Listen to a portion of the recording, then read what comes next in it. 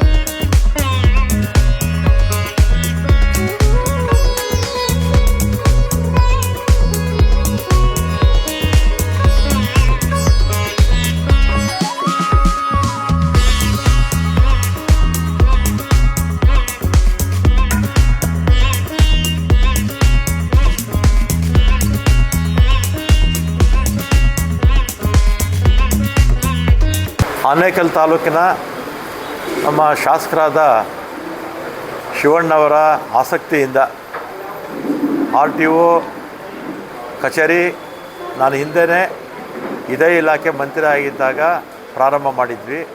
ಆಗ ಕಟ್ಟಡ ಬಾಡಿಗೆಗೆ ತೊಗೊಂಡಿದ್ವಿ. ಈಗ ಇಲ್ಲಿ ಟ್ರ್ಯಾಕು ಕೂಡ ಚಿಕ್ಕನಾಗಮಂಗಲ ಸರ್ವೆ ನಂಬರು ಉಸ್ಕೂರು ರಸ್ತೆಯಲ್ಲಿ ಇಲ್ಲಿ ಟ್ರ್ಯಾಕ್ ಇತ್ತು. ಇದು ಡ್ರೈವಿಂಗ್ ಟೆಸ್ಟ್ ಟ್ರ್ಯಾಕು. ಇಲ್ಲೇ ಪಕ್ಕದಲ್ಲಿ ಒಂದು ಸಣ್ಣ ಬಿಲ್ಡಿಂಗ್ ಇತ್ತು. ಮತ್ತು ಇವಾಗ RTO ಆಫೀಸ್ಗೆ ದೊಡ್ಡ ಕಚೇರಿ ಸುಮಾರು 4 ಕೋಟಿ ವೆಚ್ಚದಲ್ಲಿ ಇವತ್ತು ನಾವು ಉದ್ಘಾಟನೆ ಮಾಡಿದ್ದೀವಿ. ನಮ್ಮ ಆಯುಕ್ತರು, ನಮ್ಮ ಇನ್ನಿತರ ಎಲ್ಲ ಅಧಿಕಾರಿಗಳು, ನಮ್ಮ ಬೆಂಗಳೂರಿನ ನಮ್ಮ ಪಾಲಿಕೆ ಶಾಸಕರ ಚಂದ್ರಪ್ಪನವರು ಮತ್ತು ಈ ಭಾಗದ ಎಲ್ಲ ಮುಖಂಡರು ಕಾರ್ಯಕ್ರಮದಲ್ಲಿ ಭಾಗವಹಿಸಿದ್ದಾರೆ. ಮತ್ತು ಡ್ರೈವಿಂಗ್ ಟ್ರ್ಯಾಕ್ಸು ಇದೆಲ್ಲ ಸೆನ್ಸಾರ್ ಇರ್ತಕ್ಕಂಥದ್ದು. ಮೊದಲೆಲ್ಲ ಏನು ಮಾಡ್ತಿದ್ರು, ಡ್ರೈವಿಂಗ್ ಟೆಸ್ಟ್ ಮಾಡ್ದೇ ಪಾಸ್ ಮಾಡಿಬಿಡೋರು ಅಂತೆಲ್ಲ ಅಲಿಗೇಷನ್ಸ್ ಎಲ್ಲ ಇರ್ತಾಯಿತ್ತು. ಮತ್ತು ಡ್ರೈವಿಂಗ್ ಟ್ರ್ಯಾಕಲ್ಲಿ ಸೆನ್ಸಾರ್ ಇಲ್ಲ ಅಂತ ಹೇಳಿದ್ರು ಕೂಡ ತಪ್ಪಾಗ್ತಿತ್ತು. ಈಗ ಎಲ್ಲ ಕಡೆ ಸೆನ್ಸಾರ್ ಆಗೋದ್ರಿಂದ ಅವರು ಕರೆಕ್ಟಾಗಿ ಡ್ರೈವ್ ಮಾಡಿದ್ರೆ ಮಾತ್ರ ಸೆನ್ಸಾರಲ್ಲಿ ಪಾಸ್ ಆಗ್ತಾರೆ, ಇಲ್ಲಾಂದರೆ ಫೇಲ್ ಆಗ್ತಾರೆ. ನಾವು ಕರೆಕ್ಟಾಗಿ ಚೆನ್ನಾಗಿ ಡ್ರೈವಿಂಗ್ ಬರೋರಿಗೆ ಡ್ರೈವಿಂಗ್ ಲೈಸೆನ್ಸ್ ಕೊಟ್ಟರೆ ಆಕ್ಸಿಡೆಂಟ್ಸು ಕಡಿಮೆ ಆಗುತ್ತೆ.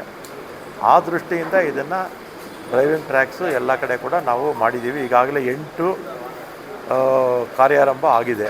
ಇನ್ನು ಉಳಿದಿರ್ತಕ್ಕಂಥ 37 ಆಟೋಮೆಟಿಕ್ ಡ್ರೈವಿಂಗ್ ಟೆಸ್ಟಿಂಗ್ ಸೆಂಟರ್ಸು ಕೆಲಸ ಮುಗಿದಿದೆ ಆಲ್ಮೋಸ್ಟು. ಕೆಲವು ಕಡೆ ಸೆನ್ಸರ್ ಹಾಕಬೇಕು, ಕೆಲವು ಕಡೆ ಫೈನಲ್ಲು ಇದರಲ್ಲಿ ಇದೆ. ಇನ್ನು 37, ಒಟ್ಟು 37, 8 ಎಷ್ಟಾಯಿತು? 45 ಟೆಸ್ಟಿಂಗ್ ಟ್ರ್ಯಾಕ್ಸು ಇಡೀ ದೇಶದಲ್ಲಿ ಯಾವ ರಾಜ್ಯದಲ್ಲೂ ಕೂಡ ಇರೋದಿಲ್ಲ.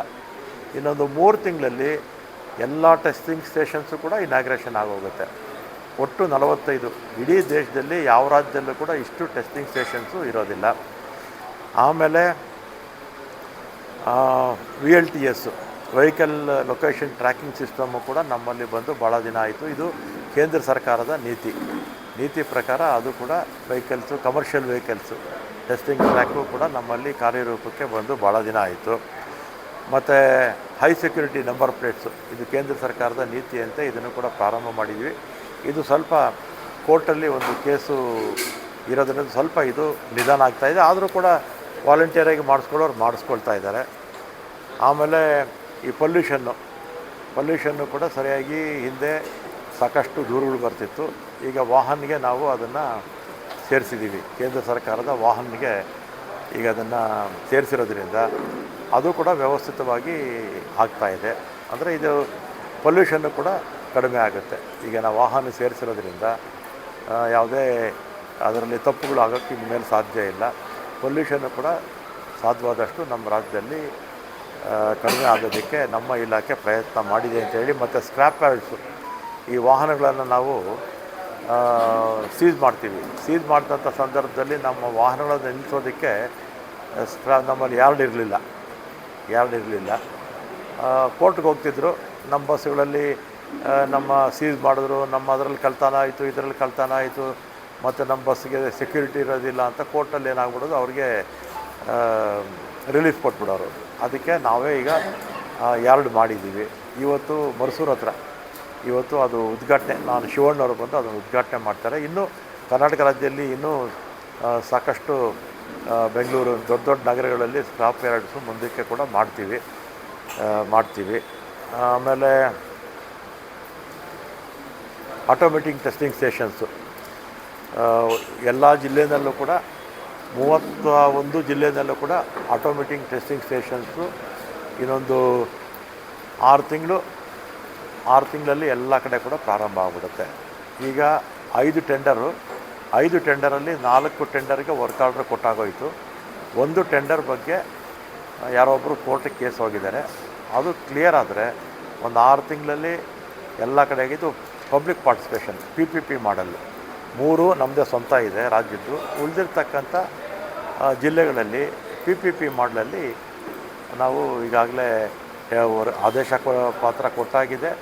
ಒಂದು 5-6 ತಿಂಗಳಲ್ಲಿ ಕೆಲಸಗಳೆಲ್ಲ ಮುಗಿದು ನಮ್ಮ ಇಲಾಖೆಗೆ ಸಂಬಂಧಪಟ್ಟಾಗೆ ಕೇಂದ್ರ ಸರ್ಕಾರದ ನೀತಿಯಂತೆ ಅವರು ಏನೇನು ಹೇಳಿದ್ರು ಅದನ್ನೆಲ್ಲ ಕೂಡ ಸಮರ್ಪಕವಾಗಿ ನಮ್ಮ ಇಲಾಖೆ ಮಾಡಿದೆ. ಸಾರಿಗೆ ಇಲಾಖೆಯಲ್ಲಿ ಸರಿಯಾಗಿ ಸಿಬ್ಬಂದಿಗೆ ವೇತನ ನೀವು ಅದೊಂದು 4-5 ದಿವಸಕ್ಕೆ ಮುಂಚೆ ಕೊಟ್ಟಿದ್ರು ಅವರು, ಅದಕ್ಕೆ ನಾನು ಉತ್ತರ ಕೊಟ್ಟಿದ್ದೀನಿ. ಅದು ವಿಜಯೇಂದ್ರ ಅವ್ರ ತಂದೆ CM ಆಗಿದ್ರಲ್ಲ, ಆಮೇಲೆ ಇವರು ನಮ್ಮ ಬೊಮ್ಮಾಯಿಯವರು CM ಆಗಿದ್ದಾರಲ್ಲ, ಅವ್ರ ಕಾಲದಲ್ಲಿ ಆ ರೀತಿ ಆಗ್ತಾಯಿತ್ತು. 1 ತಿಂಗಳ ಸಂಬಳನ 2 ಸಲ 3 ಸಲ ಕೊಡೋರು. ಈಗ ನೀವು ನಮ್ಮ ಸ್ಟಾಫನ್ನು ಕೇಳಿ, ನಮ್ಮ KSRTC ಸ್ಟಾಫ್ 1 ಲಕ್ಷ ಜನ ಇದ್ದಾರೆ, ಅವ್ರನ್ನ ಕೇಳಿ ಕರೆಕ್ಟಾಗಿ 2 ಕಾರ್ಪೊರೇಷನಲ್ಲಿ 1ನೇ ತಾರೀಕು ಕೊಡ್ತಾರೆ, ಇನ್ನು 2 ಕಾರ್ಪೊರೇಷನಲ್ಲಿ 7ನೇ ತಾರೀಕು ಕೊಡ್ತಾರೆ. ಅದು ಅವ್ರ ಕಾಲದಲ್ಲಿ ನಡೀತಾ ಇತ್ತು. ಅದು ನಾನು ಮನವರಿಕೆ ಮಾಡಿಕೊಟ್ಟಿದ್ದೇನಲ್ಲ. ಅತ್ತಿಬೆಲೆಯಲ್ಲಿ ಈಗ ಆನೇಕಲ್ ತಾಲೂಕು ಮೊದಲ ಥರ ಹಳ್ಳಿಗಳಾಗೆ ಉಳಿದಿಲ್ಲ. ವಿಪರೀತ ಲೇಔಟ್ಗಳಾಗ್ತಾಯಿದೆ, ಅಪಾರ್ಟ್ಮೆಂಟ್ಗಳು ಬರ್ತಾಯಿದೆ, ವಿಲ್ಲಾಸ್ ಎಲ್ಲ ಬರ್ತಾಯಿದೆ, ಜನಸಂಖ್ಯೆ ಜಾಸ್ತಿ ಆಗ್ತಾಯಿದೆ, ಹೋಗೋರು ಬರೋರು. ಆಮೇಲೆ ಫ್ಯಾಕ್ಟ್ರಿಗಳು, ಇಂಡಸ್ಟ್ರಿಯಲ್ ಏರಿಯಾ ಅತಿ ಹೆಚ್ಚು ಇರ್ತಕ್ಕಂಥದ್ದು ಆನೇಕಲ್ ತಾಲೂಕಲ್ಲಿ ಜಾಸ್ತಿ. ಅದಕ್ಕೆ ತಕ್ಕನಾಗೆ ಬಸ್ಸುಗಳು ಹಾಕಿದ್ದೀವಿ. ಅತ್ತಿಬೆಲೆಯಲ್ಲಿ ನಮಗೆ ಬರೀ ರಸ್ತೆಯಿಂದನೇ 2,500 ಬಸ್ಸು ಹೋಗ್ತಾಯಿತ್ತು.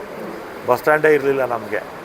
ಆಮೇಲೆ ಅವರು ನಗರಸಭೆಯವರು 1.25 ಎಕರೆ ನಮಗೆ ಬಿಟ್ಕೊಟ್ರು. ಪಕ್ಕದಲ್ಲೇ ನಮ್ಮದು 1 ಎಕರೆ ಇತ್ತು. ಈಗ 2.25 ಎಕರೆನಲ್ಲಿ ಅಲ್ಲಿ ಬಸ್ ಸ್ಟ್ಯಾಂಡು ಕೂಡ ಪ್ರಾರಂಭ ಮಾಡಿದ್ದೀವಿ. ಅದೊಂದು ಹೈಟೆಕ್ ಬಸ್ ಸ್ಟ್ಯಾಂಡ್ ಮಾಡಬೇಕು ಅಂತ ಶಿವಣ್ಣವ್ರು ಹೇಳಿದ್ದಾರೆ. ಮುಂದಿನ ದಿನಗಳಲ್ಲಿ ಅದು ಕೂಡ ಮಾಡ್ತೀವಿ. ಈಗ ಸಾರ್ವಜನಿಕರಿಗೆ ಅಲ್ಲಿ ಏನೂ ಸಮಸ್ಯೆ ಇಲ್ಲ. ಟ್ರಾಫಿಕ್ಕು ಸಮಸ್ಯೆ ನಿವಾರಣೆ ಆಗಿದೆ ಅತ್ತಿಬೆಲೆಯಲ್ಲಿ. ಆಮೇಲೆ ಆನೇಕಲ್ ಒಂದು ಹೈಟೆಕ್ ಮಾಡಿಕೊಡಿ ಅಂತ ಶಿವಣ್ಣವ್ರು ಹೇಳಿದ್ದಾರೆ. ನೋಡೋಣ, ಸಾಧ್ಯ ಆದರೆ ಈ ವರ್ಷದಲ್ಲಿ ಅದನ್ನು ಮಾಡ್ತೀವಿ. ಈ ಕೇಂದ್ರವನ್ನು ಮೈಸೂರಲ್ಲಿ ಮಾಡಬೇಕು ಅಂತ ಕೆಲವರು. ಯಾವುದು? RTO ಆಫೀಸಾ?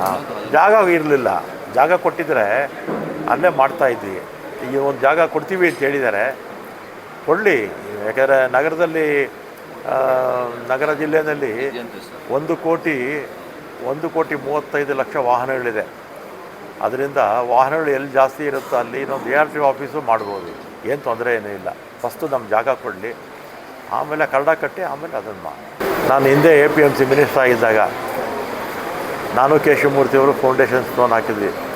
ಇವತ್ತು ಬೆಂಗಳೂರಿಗೆ ದೊಡ್ಡ ತರಕಾರಿ ಹಣ್ಣು ತರಕಾರಿ ಅಲ್ಲ, ಬರೀ ಹಣ್ಣಿರಬೇಕಲ್ಲ, ಇದು ಹಣ್ಣಿನ ಮಾರ್ಕೆಟ್ ಆಯಿತು.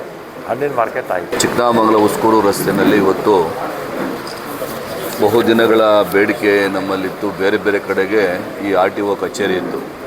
ನಮ್ಮ ಒಂದು ತಾಲೂಕಿನ ಜನತೆ ತುಂಬ ದೂರ ಹೋಗಬೇಕಾಗಿತ್ತು, ತುಂಬ ಸಮಸ್ಯೆ ಆಗ್ತಾಯಿತ್ತು. ನಮ್ಮ ನಾಯಕರಾದಂಥ ರಾಮಲಿಂಗಾರೆಡ್ಡಿ ಸಾಹೇಬ್ರನ್ನ, ಸಾರಿಗೆ ಸಚಿವರು, ಅವರನ್ನು ಈ ಥರ ಆಗಬೇಕು ಸರ್ ನಮ್ಮ ತಾಲೂಕಲ್ಲಿ ಅಂತ ಕೇಳಿಕೊಂಡಾಗ ಇಂದಿನ ಅವಧಿನಲ್ಲಿ ಸಾರಿಗೆ ಸಚಿವರಾಗಿದ್ದಂಥ ಸಂದರ್ಭದಲ್ಲಿ ಕೇಳಿಕೊಂಡಾಗ ಕೂಡಲೇ ನಮ್ಮ ಆನೇಕಲ್ಲು ಮರ್ಸೂರು ಭಾಗದಲ್ಲಿ RTO ಕಚೇರಿ ಇತ್ತು. ಆದರೆ ಅದು ಬಾಡಿಗೆ ಕಚೇರಿಯಾಗಿತ್ತು. ಇವತ್ತು ಸ್ವಂತ ಕಟ್ಟಡವನ್ನು ಇವತ್ತು ನಮ್ಮ ಭಾಗದಲ್ಲಿ ಇವತ್ತು ಚಿಕ್ಕನಾಮಂಗಲ ಉಸ್ಕೂರು ರಸ್ತೆಯಲ್ಲಿ ಇವತ್ತು ಸುಸಜ್ಜಿತವಾದಂಥ ಒಂದು RTO ಕಚೇರಿಯನ್ನು ಇವತ್ತು ನಿರ್ಮಾಣ ಮಾಡಿ ಇವತ್ತು ನಾವು ಉದ್ಘಾಟನೆಯನ್ನು ನಮ್ಮ ನಾಯಕರಾದಂಥ ರಾಮಲಿಂಗಾರೆಡ್ಡಿ ಸಾಹೇಬರು ಇವತ್ತು ಮಾಡಿದ್ದಾರೆ. ನಮ್ಮ ತಾಲೂಕಿನ ಜನತೆಯ ಪರವಾಗಿ ಅವರಿಗೆ ನಾನು ಅಭಿನಂದನೆಗಳನ್ನು ಸಲ್ಲಿಸ್ತೇನೆ. ಅದೇ ರೀತಿಯಾಗಿ ಸೀಸಿಂಗ್ ಆ್ಯಡ್ ಅದು ಕೂಡ ಇವತ್ತು ಮರ್ಸೂರು ಭಾಗದಲ್ಲಿ 1.25 ಎಕರೆ ಭಾಗದಲ್ಲಿ ಸೀಸಿಂಗ್ ಆ್ಯಡ್ ಕೂಡ ನಮ್ಮಲ್ಲಿದೆ. ಅದನ್ನು ಕೂಡ ಇವತ್ತು ನಮ್ಮ ನಾಯಕರಂತ ರಾಮಲಿಂಗಾರೆಡ್ಡಿ ಸಾಹೇಬರು ನಮ್ಮ ಭಾಗದಲ್ಲಿ ಮಾಡಿಕೊಟ್ಟಿದ್ದಾರೆ. ಅದಕ್ಕೂ ಕೂಡ ಅಭಿನಂದನೆಗಳನ್ನು ಸಲ್ಲಿಸ್ತೇನೆ. ಮತ್ತು ನಮ್ಮ ಬೇಡಿಕೆಯನ್ನು ಕೂಡ ಈಗಾಗಲೇ ನಮ್ಮ ನಾಯಕರಾದ ರಾಮಲಿಂಗಾರೆಡ್ಡಿ ಸಾಹೇಬರು ಇಟ್ಟಿದ್ದೇವೆ. ನಮ್ಮ ಆನೇಕಲ್ ಪಟ್ಟಣದಲ್ಲಿ ಸುಮಾರು ಹಳೇದು ಬಸ್ ಸ್ಟ್ಯಾಂಡ್ ಇದೆ, ಅದನ್ನು ಹೈಟೆಕ್ ಮಾಡಿಕೊಡ್ಬೇಕು ಅಂತ ಹೇಳಿದ್ದೀನಿ. ಅದಕ್ಕೆ ಅವರು ಈಗಾಗಲೇ ಅದಕ್ಕೆ ಸ್ಪಂದಿಸಿ ಈ ವರ್ಷದಲ್ಲಿ ಆದಷ್ಟು ಶೀಘ್ರವಾಗಿ ಮಾಡಿಕೊಡ್ತೀವಿ ಅಂತ ಹೇಳಿದ್ದಾರೆ. ಅದೇ ರೀತಿಯಾಗಿ ಅತ್ತಿಬೆಲೆನಲ್ಲೂ ಕೂಡ ಒಂದು ಬಸ್ ಸ್ಟ್ಯಾಂಡ್ ಆಗಬೇಕಾಗಿದೆ. ಈಗಾಗಲೇ ಜಾಗನೂ ಕೂಡ ನಮ್ಮ ಪುರಸಭೆ ವತಿಯಿಂದ ಮತ್ತು ನಮ್ಮ ಸಾರಿಗೆ ಇಲಾಖೆಯಿಂದ ಕೂಡ ಜಾಗ 2.25 ಎಕರೆ ಇದೆ, ಅದರಲ್ಲೂ ಕೂಡ ಒಂದು ಬಸ್ ಸ್ಟ್ಯಾಂಡು.